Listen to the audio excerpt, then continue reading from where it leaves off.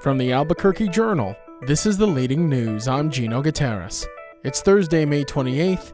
Here's what we're covering on today's episode. A New Mexico judge has ordered GOP Chairwoman Amy Barela to step down, ruling she violated party rules requiring neutrality in contested Republican primaries while running for office herself. The decision stems from a lawsuit filed by several Republican candidates who accused party leaders of favoring certain candidates ahead of the June 2nd primary election. Barela and the state GOP plan to appeal, arguing the ruling violates free speech protections. But the judge says party rules are clear. Officials running in contested races cannot use their leadership roles while campaigning. The ruling also bars top GOP officials from endorsing or supporting candidates in contested primaries, intensifying an already bitter internal fight within New Mexico's Republican Party.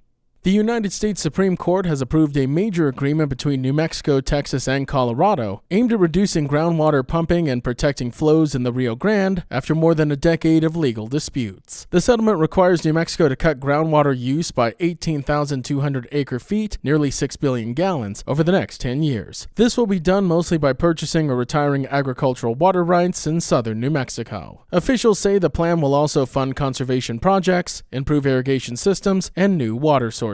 Texas sued New Mexico in 2013, arguing excessive groundwater pumping was reducing water deliveries downstream. The agreement creates a new system for tracking and sharing water as drought and climate pressures continue to strain the Rio Grande, which is expected to see dry stretches again this year.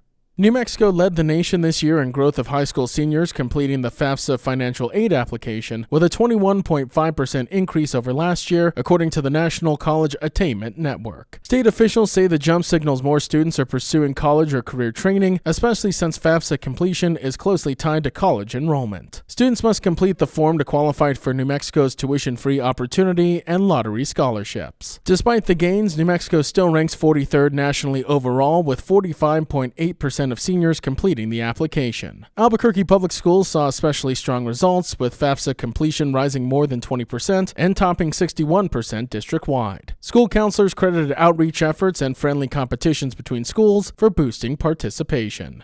And New Mexico Attorney General Raul Torres filed lawsuits Wednesday against Curry and Torrance counties, accusing them of violating the state's new Immigrant Safety Act by continuing cooperation agreements with federal immigration authorities. The lawsuits seek court orders forcing both counties to end their 287G agreements with ICE, which allowed local law enforcement officers to perform some federal immigration enforcement duties. Torres argued county officials cannot ignore state law simply because they disagree with it. County leaders have defended cooperation with ICE in the past, saying immigration detention facilities are major economic drivers in rural communities. The legal fight comes as tensions grow over New Mexico's new immigration restrictions and whether counties could face lawsuits or lose legal protections if they refuse to comply. The leading news is powered by the journalism of the Albuquerque Journal. If you enjoy hearing all of the stories we share with you here daily, please consider becoming a digital subscriber to the Journal by utilizing the discount code in our show notes. Every subscription helps support local journalism and allows us to provide you with the news that matters to you. Now taking a look at Albuquerque's weather forecast. Today you can expect sunny skies with a high near 88, and as for this evening, mostly cloudy with a low around 57. To keep up with all the latest news from the Albuquerque Journal, you can visit our website at abqjournal.com. That's the leading news. I'm Gino Gutierrez. We'll be back tomorrow.